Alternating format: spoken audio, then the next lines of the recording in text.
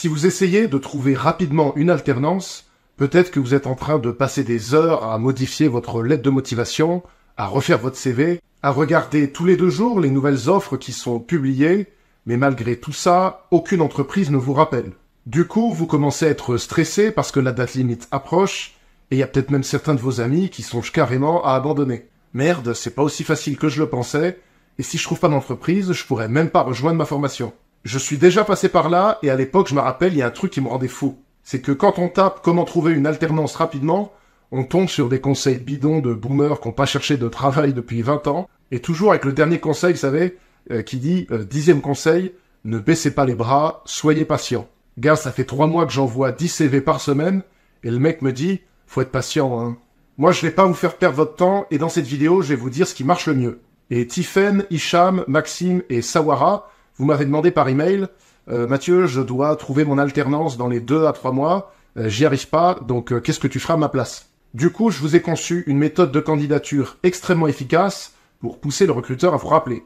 Et c'est une méthode qui marche si vous êtes en informatique, en communication, en marketing, dans le luxe, dans la banque, dans la finance, partout. Mais juste avant, vous devez avoir compris quelque chose. Vous avez postulé en masse sur Indeed, sur LinkedIn, vous avez demandé de l'aide à votre CFA, vous avez participé à des forums alternance, mais bon, tout ça, ça marche pas vraiment. Parce que ça donne des candidatures bateaux que tout le monde fait. Et du coup, vous êtes noyé dans la masse. Hein, et il faut bien comprendre où vous êtes. Parce que le nombre d'alternants, il a doublé en 4 ans. Et aujourd'hui, ça fait 1 million d'alternants par an. Hein. Je sais pas si vous vous rendez compte, mais 1 million chaque année. Et forcément, tout ce monde-là, il cherche un contrat à peu près en même temps. Mais en plus, à partir de 2024, l'État réduit progressivement les aides aux entreprises qui embauchent des alternants. Donc le nombre de postes en alternance est en baisse.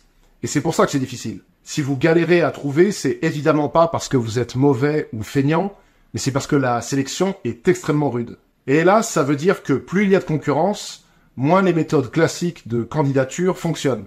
Et c'est comme ça que beaucoup d'alternants se retrouvent bloqués. Mais pas de panique, il y a une solution. Puisque tout le monde envoie des CV et des lettres de motivation pour se faire recruter, nous, on va faire différemment. Et pour se distinguer, on va envoyer autre chose. On va envoyer un document de candidature beaucoup plus persuasif. Un document de 7 pages qui vous permet de vous démarquer de tous les candidats qui postulent aux mêmes offres que vous. Et ce document, il est beaucoup plus efficace pour capter l'attention des recruteurs. C'est un document que j'envoyais à la place de mon CV et de ma lettre de motivation quand je cherchais mon premier taf après mes études. Je l'ai retrouvé, je l'ai amélioré, et maintenant il est parfait pour trouver une alternance. Et ce document que je vais vous présenter tout de suite, faut savoir que quand je l'ai montré au premier alternant que j'ai aidé, il m'a dit « Waouh Mathieu, ton truc c'est vraiment un appât pour les recruteurs ». Donc j'ai appelé ça l'appât à recruteur. Et cet appât, il force presque le recruteur à vous rappeler. Parce que lorsqu'il reçoit votre appât, il se dit « Voilà un ou une jeune qui connaît les contraintes de l'entreprise, qui est organisée, qui sait travailler et qui saura s'intégrer ». Et ça, c'est grâce aux 7 parties de l'appât à recruteur.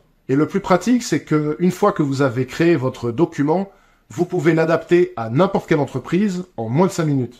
Comme ça, vous pouvez envoyer des candidatures ultra personnalisées sans que ça vous prenne plus de temps. Et cet appât, vous pouvez l'envoyer aussi bien quand vous répondez à une annonce que pour une candidature spontanée. Et vous pouvez même l'envoyer par voie postale au format papier.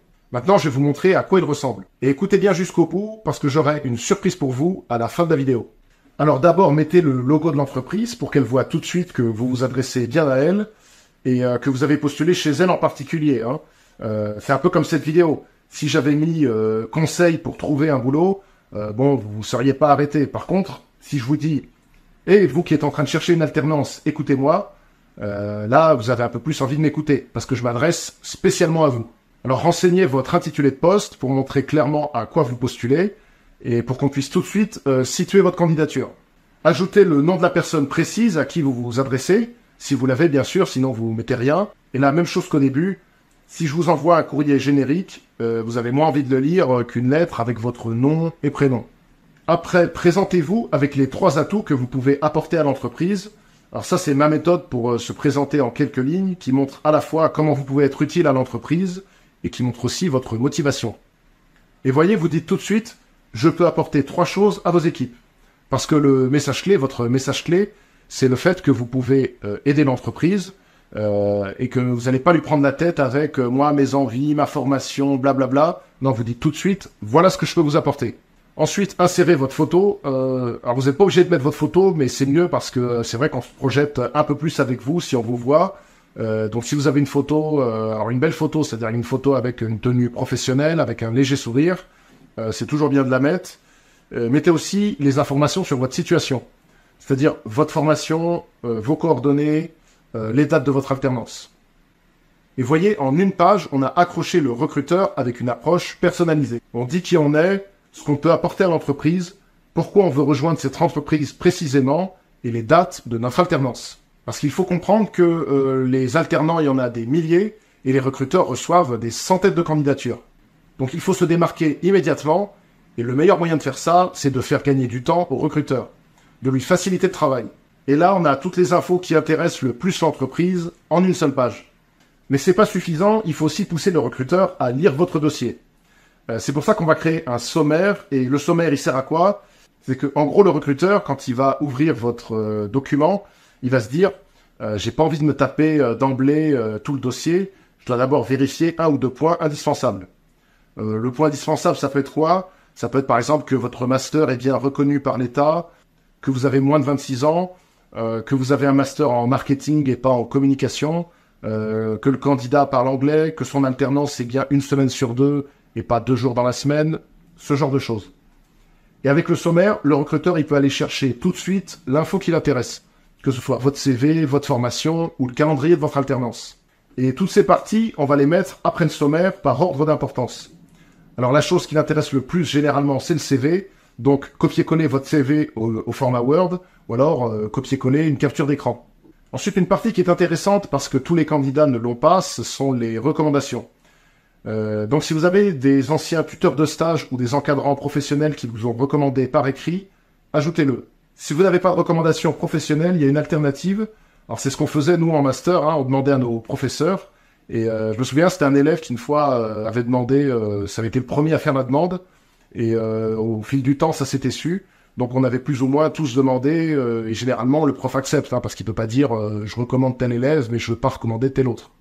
Et si vous ajoutez une lettre, précisez bien le poste de la personne et ses coordonnées. Ajoutez ensuite le calendrier annuel de votre alternance. Là, le but, c'est de montrer concrètement quand vous êtes là, quand vous serez en entreprise.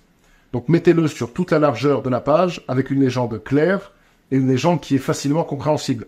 C'est-à-dire que tout de suite, on doit voir très rapidement qu'est-ce que vous faites pendant les vacances scolaires. Si par exemple, nous, on a une période chargée qui est à Noël, est-ce que vous êtes là ou est-ce que vous n'êtes pas là? Ce genre de choses. Ensuite, la partie formation, alors présentez votre master et renseignez les matières les plus intéressantes pour l'entreprise. Et aussi, si votre formation est bien classée ou si l'un de vos professeurs est réputé, vous pouvez le mentionner.